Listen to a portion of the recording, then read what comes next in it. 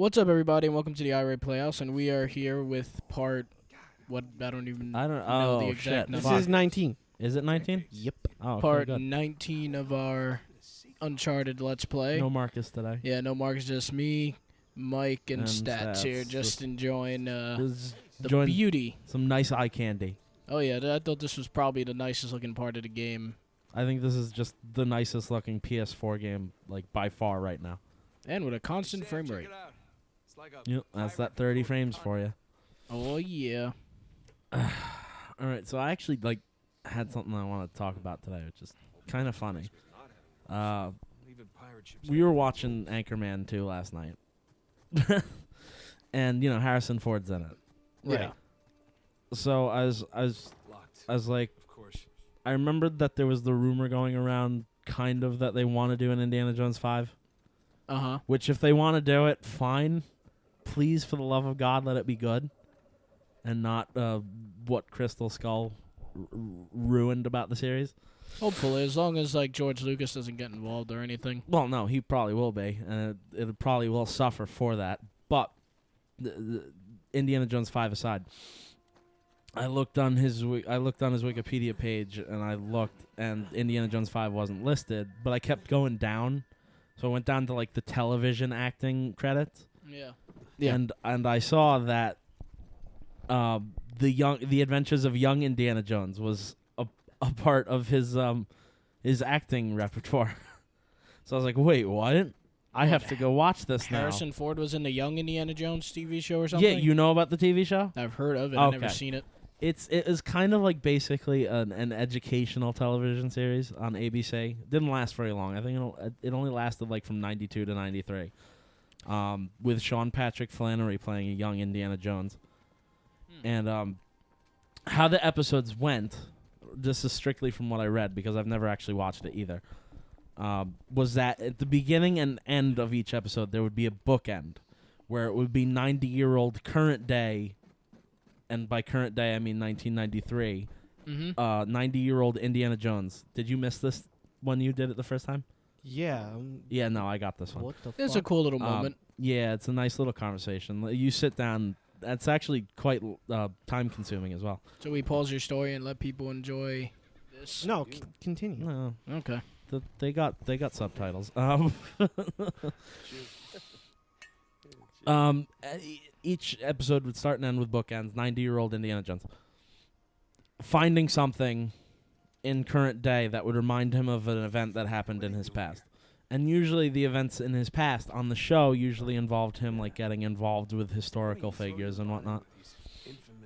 So this particular episode had to do with the blues, and he meets Louis Armstrong in 1920 in Chicago because he's working as a waiter. And the episode is kind of split into two. It's May 1920 and June 1920. So the first half is about the blues, and then the second half is about him meeting Elliot Ness because his boss gets murdered because he's part of the mob, and they investigate it.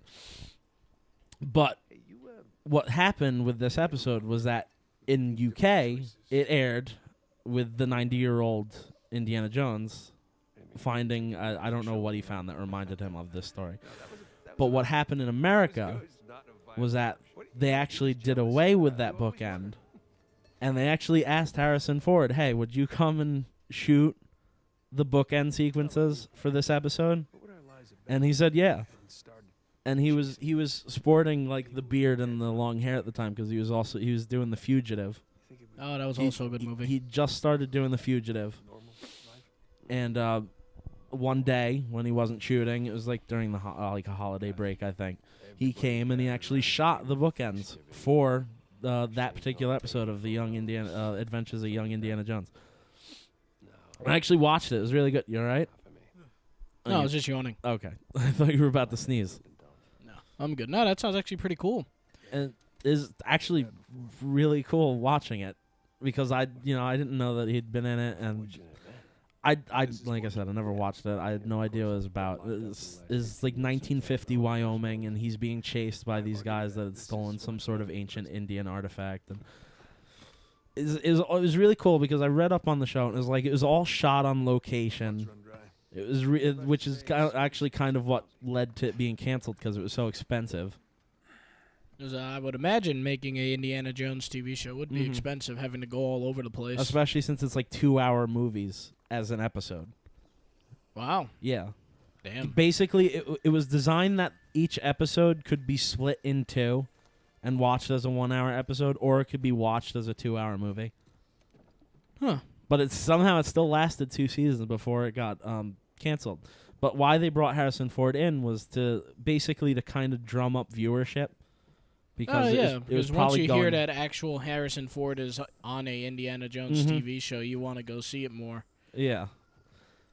So I watched his bookend scenes because I didn't actually watch the whole episode. I wasn't going to watch 2 hours worth of young Indiana Jones, but I was like, all right, well, I watched that. So now I got to watch like my favorite scenes from the actual movies. And of course, one of those scenes is the tank chase. I don't know if you've seen. Which ones have you seen?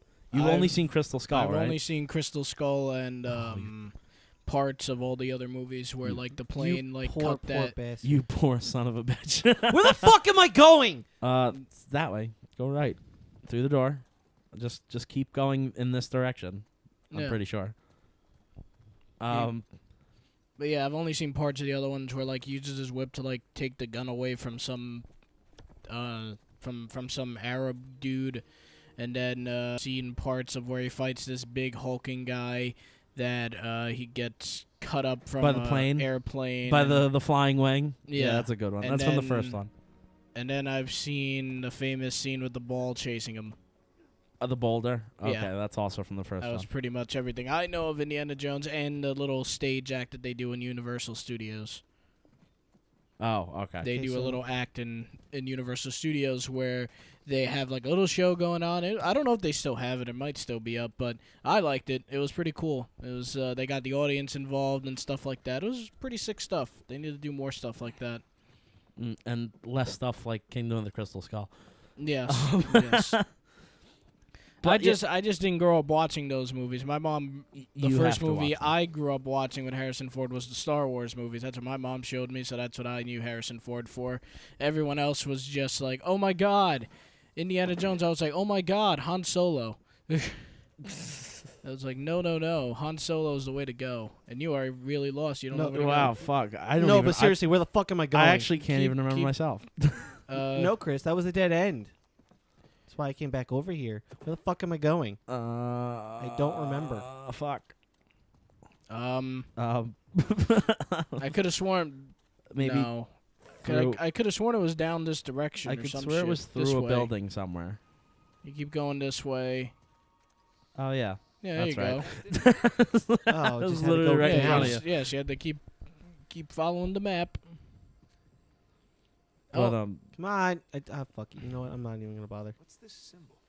I saw a few of them when I was coming. Pirates. so as much as I love the tank scene in 3 for anybody who's actually watched them all, my favorite scene actually comes from my second least favorite Indiana Jones movie, Temple of Doom.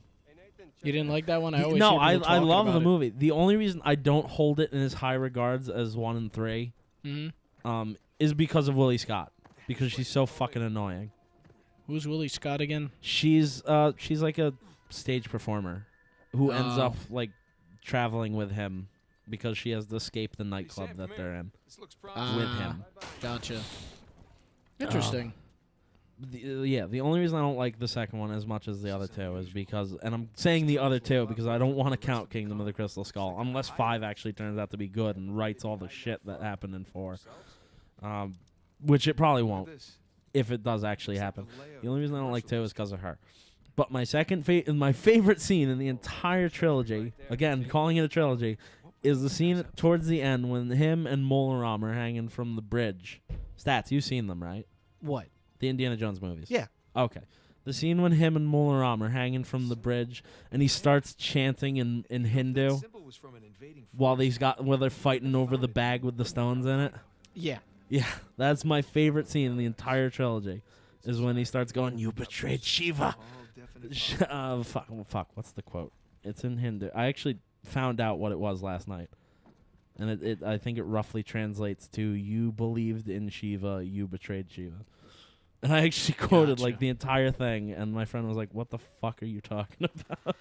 The only thing I also remember from Indiana Jones was the one where they found the Ark of the Covenant, and if they looked at it, everyone That was like the first turned one. into Yeah, it was blood. the end of the first one when everybody melted. I thought that was pretty interesting.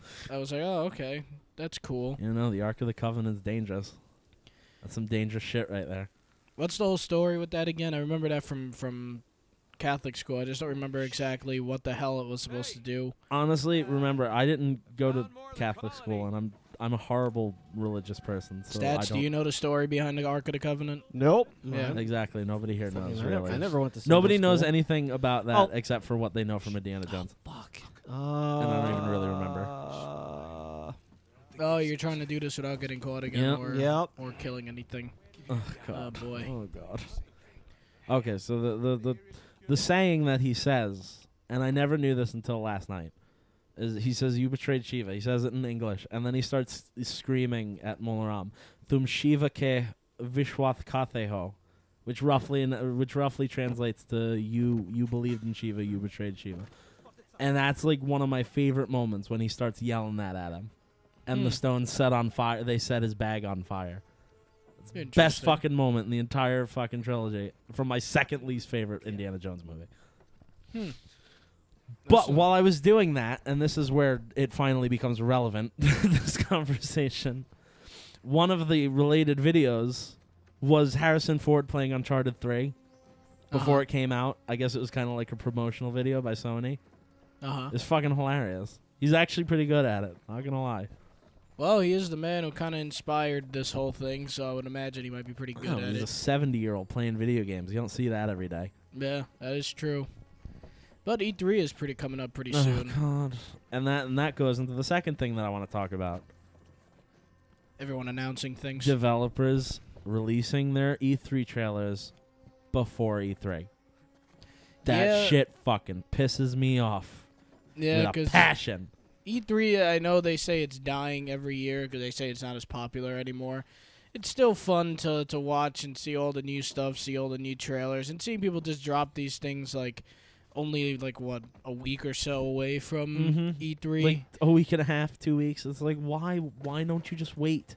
It takes away from the experience. It does. You're just sitting there like that's like every gamer's like day that they sit there and they take out their list And they and say they to write down themselves- which games they're going to get this fall. They say to themselves, This is the part that I was going to struggle with. This is my day, Yeah. and you're ruining it. It's like, this is our day to see Yeah. what we're going to spend our hard-earned cash on.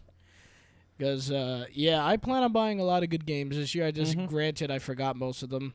Because I only really remember from this year is the Call of Duty and the Battlefield 1. And let's face it, the reason you're getting Infinite Warfare is for Modern Warfare Remastered. Yeah, and then Final Fantasy 15, which I'm getting to review. It's personally, the gameplay did get better in the second demo, but personally, I think I'm not going to be into it that much. I will fairly review it, but I think that will be something I'm just going to be like, it was a fun time to play for the review, and yeah, they're all right. Time to move on. He's gonna catch it. No, he's not. Nope. Yes, he is. No, You would have gotten caught by the shotgun guy anyway. I don't know how to get past this part sneakily. I really Then don't. don't even bother. No, this I'm ain't doing it. I am committed. So you're gonna waste 7 parts on trying to get through this one encounter without being spotted. Where's the guy? What? Well, the guy's not. Oh, they're Okay. not there yet. They're not. That's why we're still waiting for them to spawn. Oh yeah. So at least you got to skip Can him. No, you cannot. Shit. Yeah. All right, wait for him to walk by. I think he did already. Yep. Yeah, they're like robots. They'll have the pattern. Anyway, the reason I wanted to talk about that today is because, well, you said there was a trailer for what that dropped. A new Deep Silver game. The guys Okay. who do the Saints Row series. They released a trailer. Granted, it wasn't gameplay. It wasn't anything too crazy. It was just a teaser 4-minute cinematic type of thing. Not giving away anything, just giving you the basic idea. But you want to see something like that Yeah, he can teleport. But you want to see stuff like that at E3. Exactly. I know it didn't show off. It didn't. It was No. literally just a giant CG cutscene thing. And it was cool. It gave me a decent... I don't really have an idea of what the game is. It has the tone of Saints Row and stuff like that, but I truly don't know what it's going to be. I don't know how to get... Can I? No. Oh, I don't know. He's gonna come up those stairs. I know. Oh, my fucking God, Nathan! Caught. Can I get that? What? There you go. You're dead anyway. Okay, I can. So what the fuck, Nathan? Try it again. But it looks like, believe it or not, it has the tone of a hero game, which at least that's what I got from the trailer, because like they introduced 3 characters, actually 4 characters in that trailer, and they had a name, description, and they had abilities, it seemed, but I've never seen them do a hero type game like Overwatch and Battleborn and all that goodness. So maybe I'm wrong. Maybe that's just the trailer just showing you different characters. Just drop. Yeah, just kill yourself. There you go. But it looks interesting. I like the Saints Row games. It had the Saints Row symbol at the end of the trailer. You see her sitting there like, these agents are out of hand. You're not trying to create a street gang. And then she goes, ha, creating a street gang. And then you just see the Saints Row symbol in the background. Shut it, I'm taking it. And everything was purple. Everything was purple. That's like another thing if you don't know Saints Row. Purple is like... Oh. Fucking what? Just drop. Okay, so you saw a Deep Silver game. Yes, trailer. I saw that. What did you see? I'm curious. I saw, and this annoyed. The first one didn't annoy me so much. The second one did. Playtonic revealed their first, basically official trailer for Ukulele, which was to be their E3 trailer this year. Ukulele? Yeah, What their is ukulele? Banjo-Kazooie successor. How the fuck did he see me? I have no idea. Just drop. Well, I'm gonna have to now. Sam killed him for you. Doesn't matter. I'm dead. That didn't bother me so much. The second trailer I saw bothered me. Final Fantasy XII: The Zodiac Age. We're going back in time now? They are making for the PS4. They're making an HD remake of 12. Why? I'm tired of these things. I know. They just need to stop. Just like, okay, I get it. Remake the one that everybody wanted, which was 7, sorry. And give us that because, Cloud and stuff like that. It's great. But why do we keep remaking all these damn games? A lot of people actually like 12, though. It's a lot fine. of people There's wanted to see nothing it. wrong with it. I just, like, fucking Jesus, make more. Make new games and then do it. I'm sure it's going to be just as good a remake as 7 is, judging by how amazing the graphics are in 7 now. But just my God. I want to see a new game by Square Enix that's not like, or if not a new IP, make more Final Fantasies. Improve upon what you got. Aren't there supposed to be people around here? I don't know. I don't think so. I think it's the next area. Oh, that there they're he gonna- is. See? Nate. Oh my God. Get on I it. think you could climb up there. Oh, Stats, you're supposed to oh use that. there you go. What? What? They won't see you. What? Just What? But on the topic of E3, I guess, yeah, it's annoying that they show off their trailers early, but that's something that we sadly cannot control. But any predictions? Anything that you guys think is going to happen? Any games you think we are guaranteed to see? Games you want to see? Who's going to have the best conference this year? Oh, Any God. predictions? We all know Ubisoft isn't going to have the best conference because, like, they try. I give them credit. They try to have a try good too conference hard. because they have so much music. They have all the nice entertainment. But it's like, guys, that's great, but we don't need all that. We just want to see the good games. We want to see trailers. We want to see some gameplay, and we know Watch Dogs 2 is going to be there. Please don't up-res it. And we're fucking tired of seeing Just Dance. Yeah. Please stop. And no with more Just Dance. up-resing. I'm going to make that a point. Don't up-res Watch Dogs 2, and then when the game itself comes out, go, oh, we couldn't. Oh, that teaser came out today too. Watch Dogs 2? Watch Dogs 2. Oh. This is a teaser, but it Was it exists. just an iPhone? Yes, as a matter of fact, was it was. just an iPhone? It was Because that's all literally- that game has. It was literally the video is the guy's got his phone at his hip Uh-huh. and he's just touching the screen. That's literally all the trailer is. Well, at least that is the definition of a teaser trailer. Mhm. But yeah, Watch Dogs 1, man. Boring as shit. It's not that it's not that the whole thing was a bad idea. The whole thing was a cool idea. It was just an extremely poorly executed good idea. Yeah, and then when you had to... No. There you go. But, Yep. No, I was... No. That Yep. was what I was worried No, about. I know that. I knew that. I knew he was going to find you. Oh. No, not find me. I was worried about Sam killing him. Well, on that note, our timer has gone up, so I guess we can pause the episode for now. And then... See you again. Son of a bitch! Yeah, worst spot to put you back in. Maybe Sam killing him doesn't count. It does. Oh. No Well, one just, can die. just fuck it. Who cares? Fine. You care enough to the point where you'll just keep killing yourself for 7 episodes. Good. Yeah. You know your state of mind. All right, well... All right, so with that, we're calling Let's into this just- episode. We'll see you next time on Uncharted 4 from the Irate Playhouse. Signing off.